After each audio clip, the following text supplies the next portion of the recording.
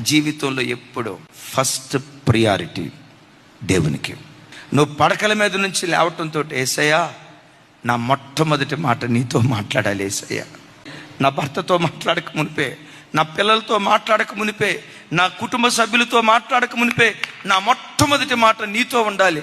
లేవటంతో, దేవా మరో నూతన దినం నాకు అనుగ్రహించినందుకు నీకు స్తోత్రం, నా ఆయుష్కాలాన్ని పొడిగించినందుకు స్తోత్రం.